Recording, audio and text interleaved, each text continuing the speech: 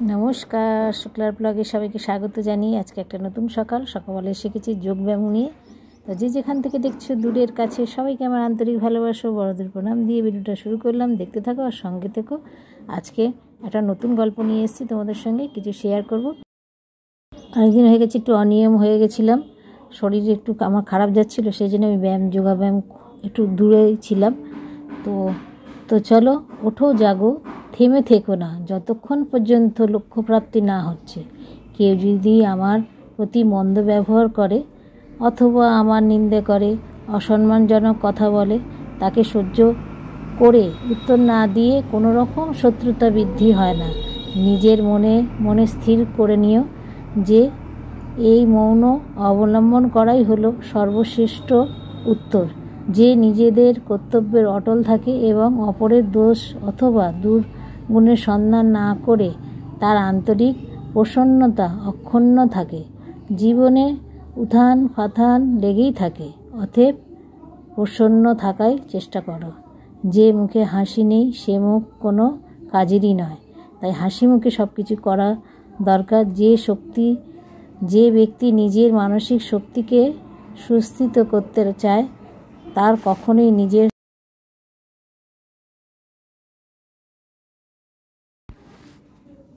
সমালোচনা শুনে বিরক্ত হয় না, উচিতও নয়।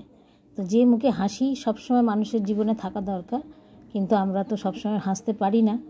তো তা হলেও মুখে হাসি রেখে দেখো, অনেক সময় অনেক রকম দুঃখ কষ্ট থাকলেও মন আর মুখ এক করে চলতে হয়, তবেই দুনিয়ায় তুমি ঠিকভাবে থাকতে পারবে।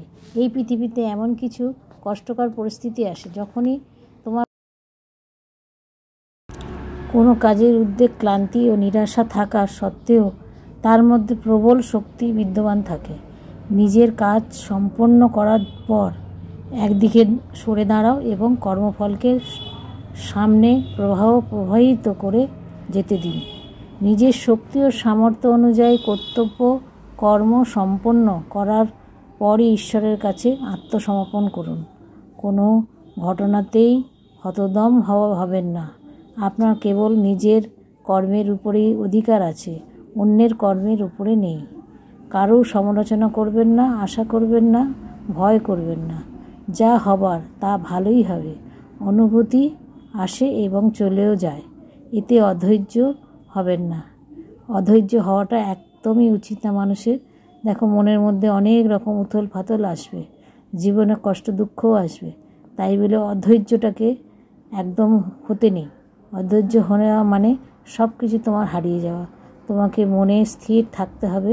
মনে রাখবেন, নিজেকে কর্তব্যের পথে চালিয়ে রেখে আপনি আধ্যাত্মিক জীবনের এক দুষ্ট ভিত্তি তৈরি করতে পারেন। আমরা জীবনে বাঁচতে গেলে অনেক কিছুই আমরা হারাই, অনেক কিছু আমরা করতে পারি না। তাই বলে মানুষ জীবন তো থেমে থাকে না, জীবন তার নিজের মতো চলে। সময় কোনোদিন কারোর জন্য কিছুই আটকায় না। কিন্তু হ্যাঁ, আমরা অনেক কিছু ক্ষেত্রে কর্তব্য করতে পারিই না কারোর জন্যে। হয়তো অনেক সময় অনেক ক্ষেত্রে আমরা সব কিছু একদম পারফেক্ট হব সেটা ঠিক না, এক নিয়মে চলবো সেটাও ঠিক না। সময় কাল পাত্র দেখে সম্পূর্ণ সম্পূর্ণই নিয়ম চেঞ্জ হয়ে যায়। অনেক কিছু আমরা ভাবি, কিন্তু ভাবা আর করার ভিতরে অনেকটা দূর থেকে। ভেবে করা আর না ভেবে করার ভিতরে সেটাও পার্থক্য থাকে। না ভেবে কিছু করো না, কিন্তু ভেবে কিছু করাও সম্ভব না। এমন পরিস্থিতিতে আসে মানুষের জীবনে যে মানুষকে দিয়ে ওটা করিয়ে নেয়, তারপর সে অনেক রকম দুঃখ কষ্ট তার ভিতর থাকে। অহংকারও প্রতিও ততটাই সতর্ক থাকা উচিত মানুষের। চেষ্টা করো অহংকার থেকে দূরে থাকা, কিন্তু আমরা আমাদের মনকে একদমভাবে মানিয়ে নিয়ে চলতে পারি না। মনের মধ্যে কিছু না কিছু জায়গায় অহংকার এসেই যায়। যেমন কোনো বিষধর সাপকে স্পর্শ করো না, তেমন সিদ্ধান্ত লৌকিক চমৎকার থেকে নিজেকে দূরে সরিয়ে রাখো। নিজের সমস্ত কর্ম, সমস্ত ইচ্ছা ঈশ্বরের কাছে সমর্পিত করো।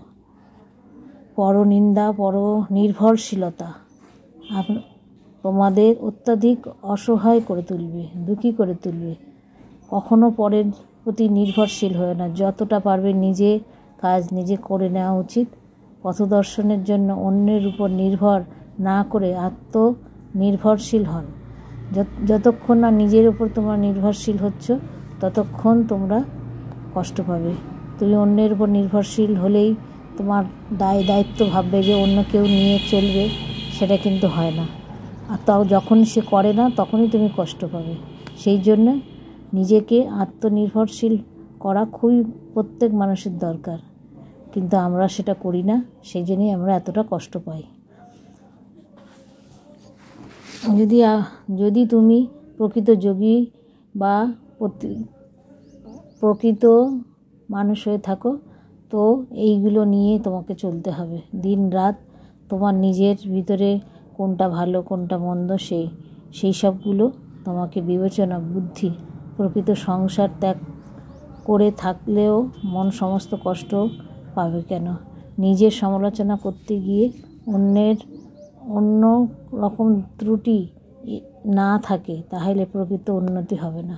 আমাদের ভিতরে কত ভুল, কত রকম আমরা অন্যায় করি, কিন্তু সেই অন্যায়গুলো নিজেরা আলোচনা করে যদি নিজেদের ভিতরে সেগুলো যদি চেঞ্জ না করতে পারি তাহলে সেগুলো কিন্তু ঠিক না। প্রতি মুহূর্তে এই সুযোগ সদ্ব্যবহার করতে চেষ্টা করতে হয়। দীর্ঘ পথ অতিক্রম করতে হবে। নিজে একটা জীবনে লোকে বলে 4 দিনের জীবন, কিন্তু 4 দিনের জীবন না, অনেকটাই পথ আমাদের অতিক্রম করতে হবে। সময় দ্রুত গতিতে এগিয়ে চলবে, কিন্তু আমরা সেই যদি একই জায়গায় পড়ে থাকি তাহলে সেটা কিন্তু কিছুতেই হবে না। সম্পূর্ণ আত্মবল সংস্কার কর্মে নিয়ত থাকতে হবে। এইটা কালকে করব বলে সেই কাজটা কোনো দিন কালকের জন্য রেখো না, তবে তুমি গন্তব্যে পৌঁছতে পারবে না। তোমাকে আজকের কাজ আজকেই করতে হবে। এইভাবে নিজের জীবনটাকে যদি ঠিকভাবে আমরা পরিচালিত করি তাহলে কিন্তু অনেকটাই কষ্ট থেকে দূরে থাকবো। নিজের উপর আত্মবিশ্বাস রাখতে হবে। আত্মবিশ্বাসটা জীবনের খুবই প্রয়োজন, আর সেটাই আমরা হারিয়ে ফেলছি দিনের পর দিন। সেই জন্যে আমাদের আত্মবিশ্বাসটা নিজের প্রতি খুব দরকার। আর এগিয়ে চলতে গেলে সম্পূর্ণ আত্মবল সংস্কারে কর্মে নিয়ত থাকতে হবে। সবসময় আমাদের কিছু না কিছু করা দরকার। যদি আমরা একদিকে সঠিক পথ দর্শনের জন্যে অন্যের চাইতে ঈশ্বররূপী নিজেকে আত্মার প্রতি অধিকার বিশ্বাস রাখুন, আর নিজের যে ইষ্ট দেবতা তার প্রতি বিশ্বাস রাখতে হবে, তবেই আমরা ঠিক গন্তব্যে পৌঁছবো। না হলে আমরা শুধু কর্ম করে গেলে হবে না, নিজের একটা ইষ্ট দেবতাকে নিয়ে চলা খুবই দরকার। সে আপনাকে পথ দেখাবে এবং সৎপথে পরিচালিত করবে। এই বলে আমার ভিডিওটা শেষ করব। অনেক তোমাদের জ্ঞান দিয়ে দিলাম, নিজের কিছু মনের কথা তোমাদের সঙ্গে আজকে শেয়ার করলাম। তো দেখো, এক্সারসাইজটা খুবই দরকার শরীরে, মন শরীর এটা দুটোই ভালো থাকে। তো তোমরা যারা এক্সারসাইজ করতে করতে ছেড়ে দিয়েছো তাহলে কিন্তু আবার শুরু করে দাও। মনের দিক দিয়ে ধৈর্য কোনোদিন হারিও না, মন স্ট্রং হবে।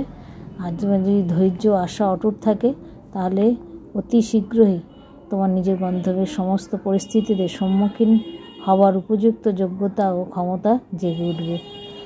আর অনেক সময় মন চায় যে চলো আর একটু শুয়ে থাকি, আর একটুখানি করি, আজকে এক্সারসাইজ করব না। সেটা আমার ক্ষেত্রেও হয়, কিন্তু আমি এখন থেকে নিজে ঠিক করে নিয়েছি যে না, ছাড়বো না, করতে থাকবো। শরীরে যত রকমই দুঃখ কষ্ট, মনের মধ্যে অনেক কষ্ট থাকলেও এগুলো মনকে হারতে দিলে চলবে না। আমাদের এখন যা পরিস্থিতি, নিজের মনকে যদি তুমি হারিয়ে ফেলো তাহলে সব কিছুই হারিয়ে যাবে।